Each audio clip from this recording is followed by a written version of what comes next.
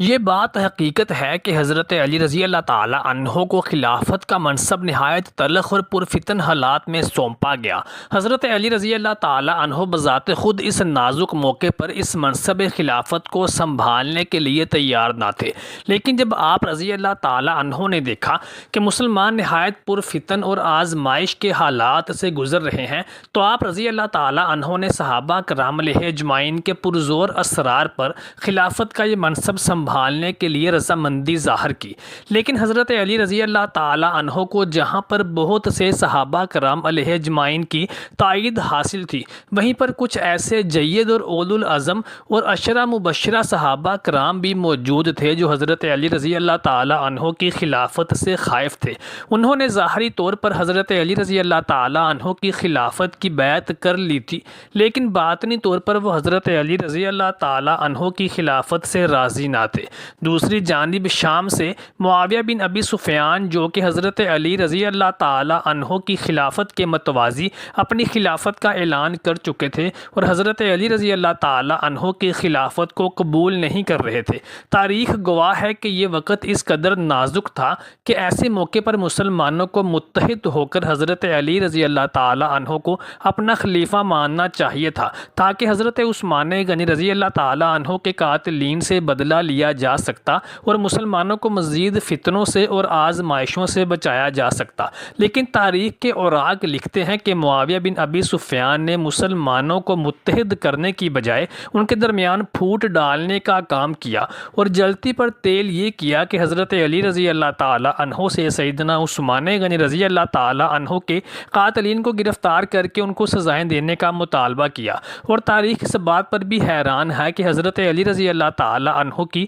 شہادت کے بعد جب امام حسن علیہ السلام نے مسلمانوں کو فتنوں سے اور آپسی رنجشوں اور عداوتوں سے بچانے کے لیے معاویہ بن ابی سفیان کے ساتھ صلح کر کے خلافت اور اقتدار ان کو سونپ دیا، اور معاویہ بن ابی سفیان جب خود مسلمانوں کے بلا شرکت غیر خلیفہ اور حکمران تھے تو انہوں نے کسی ایک بھی مجرم کو گرفتار نہ کیا اور نہ ہی ان کو سزائیں دیں۔ امام طبری اور علامہ ابن جوہری لکھتے ہیں کہ حضرت عثمان غنی رضی اللہ تعالی عنہ کے قصاص کا مطالبہ معاویہ بن ابی سفیان کی طرف سے صرف اور صرف حضرت علی رضی اللہ تعالی عنہ کی خلافت کو کمزور کرنے کا ایک بہانہ تھا۔ اس فتنے کا شکار صرف معاویہ بن ابو سفیان ہی نہیں تھے بلکہ حضرت طلحہ اور حضرت زبیر بن عوام رضی اللہ عنہ بھی، جو کہ عشرہ مبشرہ صحابہ کرام میں شمار ہوتے تھے، وہ بھی اس فتنے کی زد میں آ کر حضرت علی رضی اللہ تعالی عنہ کے خلاف جنگ میں نکل کھڑے ہوئے تھے۔ ان دونوں صحابہ نے حضرت علی رضی اللہ تعالی عنہ سے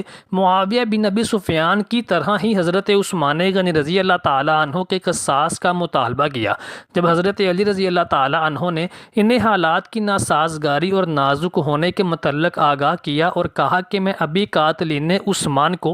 گرفتار نہیں کر سکتا، مجھے تم لوگوں کا ساتھ چاہیے اور میری خلافت کو مضبوط کیا جائے۔ یہ جواب سن کر یہ دونوں صحابہ حضرت عائشہ صدیقہ رضی اللہ تعالی عنہا کے پاس پہنچے اور ام المومنین حضرت عائشہ صدیقہ رضی اللہ تعالی عنہا کو بھی اپنے ساتھ حضرت علی رضی اللہ تعالی عنہ کے خلاف جنگ کے لیے تیار کر لیا، اور یوں یہ تینوں ہستیاں حضرت علی رضی اللہ تعالی عنہ کے خلاف جنگ کے لیے نکلے۔ اسے جنگ جمل کا نام دیا جاتا ہے۔ جمل عربی زبان میں اونٹ کو کہتے ہیں، اور اس جنگ کو جنگ جمل اس لیے کہا جاتا ہے کہ اس جنگ میں ام المومنین عائشہ صدیقہ رضی اللہ تعالی عنہا ایک اونٹ پر سوار ہو کر شریک ہوئی تھیں۔ اس جنگ میں فتح حاصل کر لینے کے بعد حضرت علی رضی اللہ تعالی عنہ نے سیدہ عائشہ صدیقہ رضی اللہ تعالی عنہا کو عزت کے ساتھ واپس ان کے گھر پر روانہ کیا۔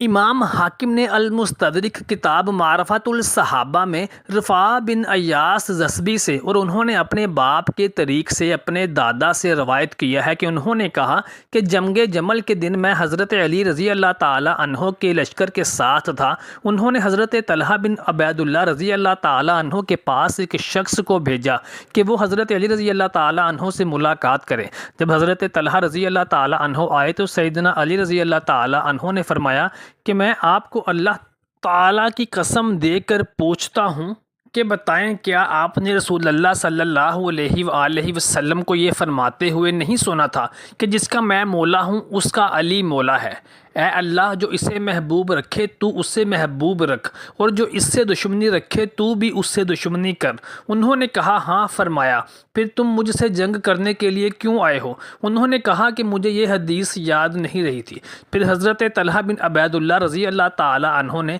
حضرت علی رضی اللہ تعالی عنہ کے خلاف جنگ سے رجوع کرتے ہوئے واپس لوٹ گئے۔ میں سعود بن مجازہ کہتے ہیں کہ میں جمل کے دن حضرت طلحہ بن عبید اللہ رضی اللہ تعالی عنہ کے قریب سے گزرا جب وہ آخری لمحات کی غنودگی میں تھے۔ میں ان کے پاس کھڑا ہوا تو انہوں نے سر اٹھاتے ہوئے مجھے دیکھ کر فرمایا کہ میں ایسا چہرہ دیکھ رہا ہوں گویا وہ چاند ہے۔ تم کون ہو؟ میں نے کہا کہ میں امیر المومنین حضرت علی بن ابی طالب رضی اللہ تعالی عنہ کے ساتھیوں میں سے ہوں۔ تو فرمانے لگے کہ ہاتھ بڑھاؤ تاکہ میں تمہاری بیعت کروں۔ میں نے اپنا ہاتھ ان کی طرف بڑھایا تو انہوں نے میرے ہاتھ پر بیعت کی، پھر اپنی جان کو جان آفرین کے سپرد کر دیا۔ میں نے حضرت علی رضی اللہ تعالی عنہ کی خدمت میں حاضر ہو کر حضرت طلحہ بن عبید اللہ رضی اللہ تعالی عنہ کے اس معاملے کی خبر دی تو حضرت علی نے فرمایا اللہ اکبر، اللہ اکبر، رسول اکرم صلی اللہ علیہ وآلہ وسلم نے سچ فرمایا تھا کہ طلحہ جنتی ہے، اور اللہ تعالیٰ طلحہ کو جنت میں داخل نہ فرماتا اگر اس کی گردن میں میری بیعت نہ ہوتی۔